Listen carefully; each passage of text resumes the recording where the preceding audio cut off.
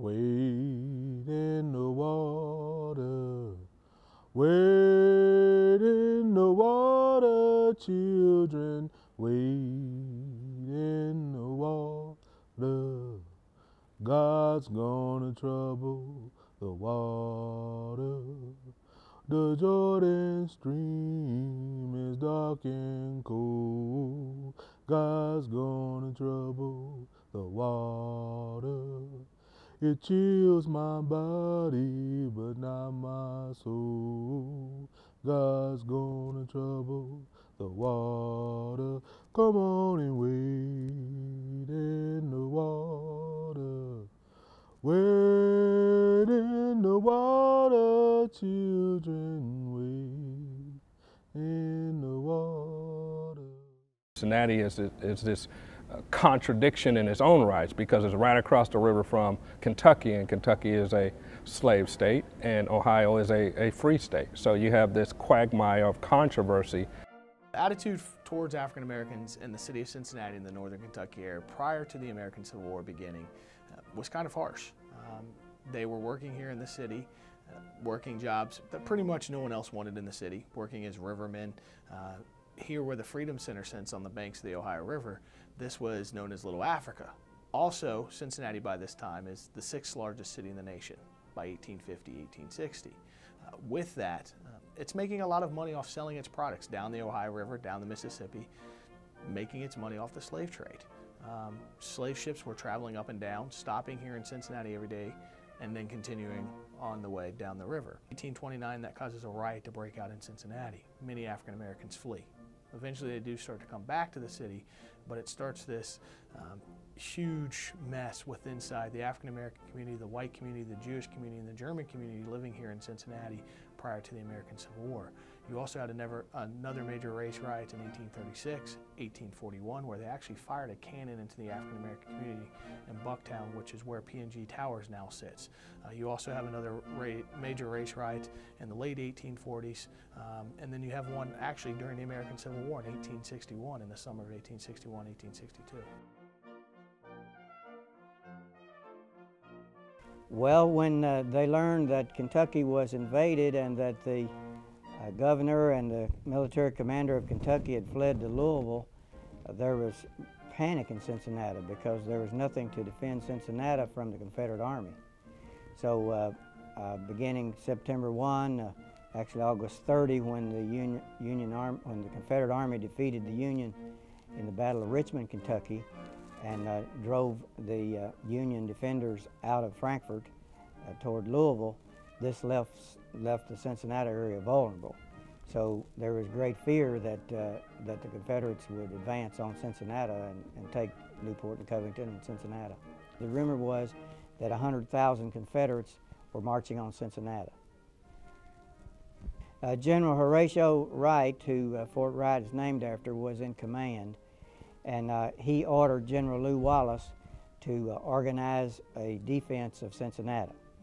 And he ordered this from Louisville, where he was with the governor and other state leaders.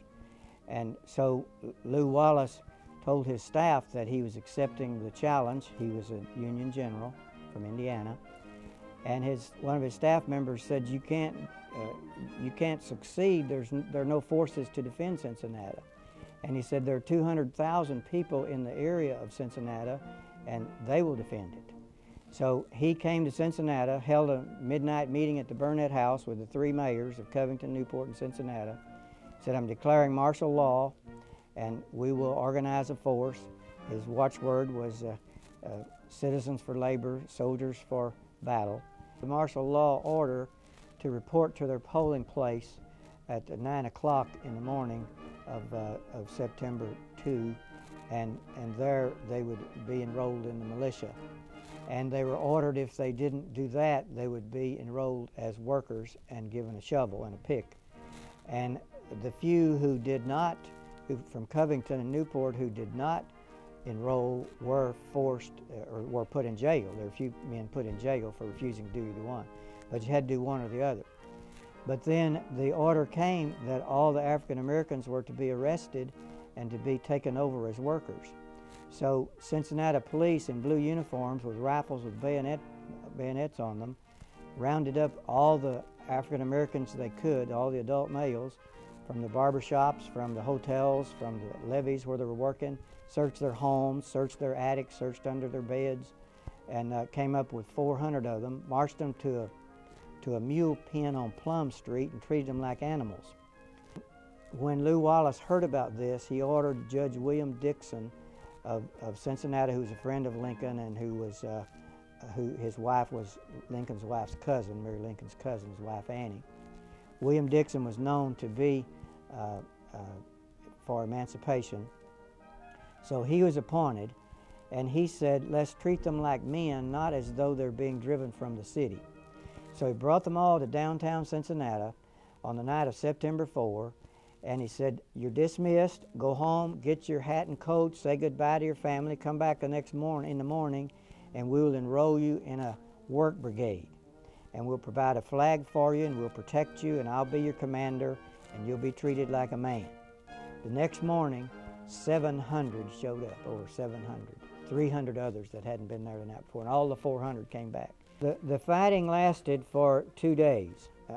General Henry Heath was at Fort Mitchell and south of the defenses that Wallace had created for 2 days, September 10, 11, and overnight on September 10, the night of September 10.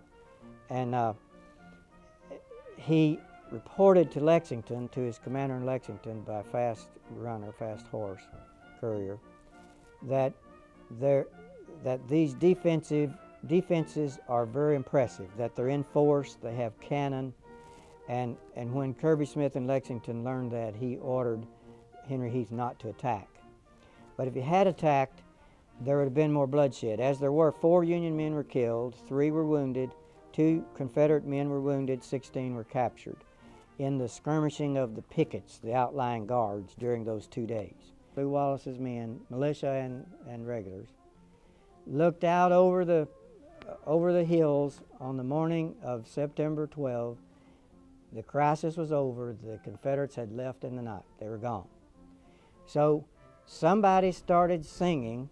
See, these men were lined up almost elbow to elbow for 8 miles, 72,000 of them, and the rifle pits between the batteries and on each side of Fort Mitchell. And so one of the men started singing to the tune of Battle Hymn of the Republic, John Brown's Body, and it caught on. And they sang it in unison from Ludlow to Fort Thomas. One of those strange things about the Civil War makes it stranger than fiction.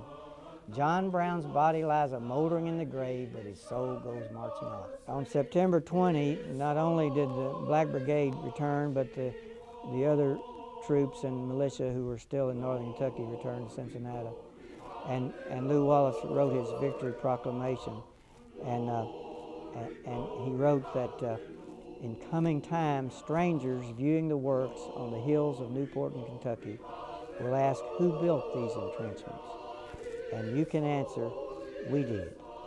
And you can answer, we guarded them in thousands. And if they ask the result, you can say, the enemy came and looked at them and fled away in the night. It was because they knew what the war was about. See, today there's a lot of discussion about what the Civil War was all about. It was about slavery, and the African Americans knew that.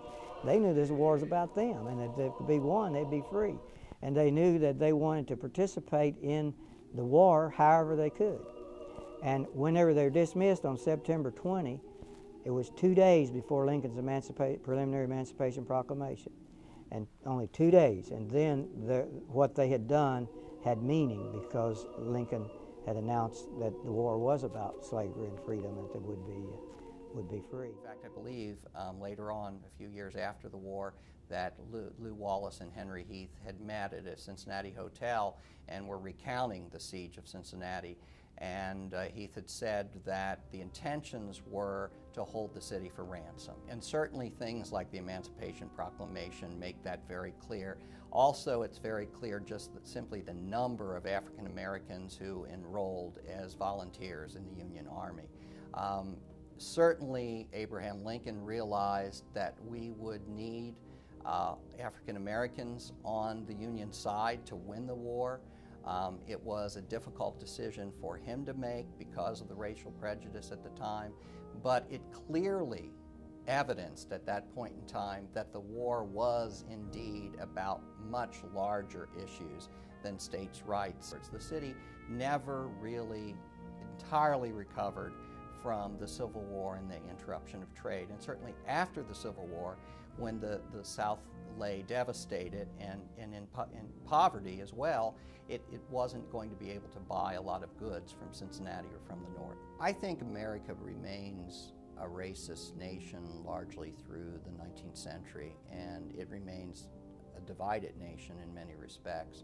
Although we see all kinds of evidence of that breaking down in the late 19th century, when you look at a city of Cincinnati, Covington, and Newport that were so tied to the South, Covington and Newport become, very much democratic after the war, like the rest of Kentucky. It's like they take the losing side. But I think we also should not lose sight of the fact that Cincinnati and northern Kentucky were still almost radical areas and cutting-edge areas and innovative areas in the late 19th and early 20th century. They were very much involved in the labor unions. You would even see socialist gatherings, and rather strong socialist gatherings in northern Kentucky, socialist candidates running. Cincinnati was not at all conservative. The image of today is that we're conservative. It was not at all a conservative area, and I think it wasn't because you had an influx of people, Germans, Irish, Southerners, blacks. And when you have an area that's very cosmopolitan in ideas and a border area constantly changing, it refreshes a society and makes it more innovative and exciting. I think that's the important thing, too, we have to remember about the Civil War. The United States was a young country still, and if you were going to take bets in Europe or any place else as to whether it was going to last in its first 20 or 30 years, many Europeans would have bet on the side of it's not going to last. It did last until the Civil War, and the Civil War, of course, was this seen even worldwide as, will it survive a civil war? The fact that Lincoln could pull together a great cabinet of people to bring America through its worst crisis, 600,000 dead, is nothing short, I think, of phenomenal to how this democracy has a staying power. And just when you think that it's down and out and it's going to be defeated, it rallies its forces and meets whatever crisis or occasion and moves on ahead, forges ahead.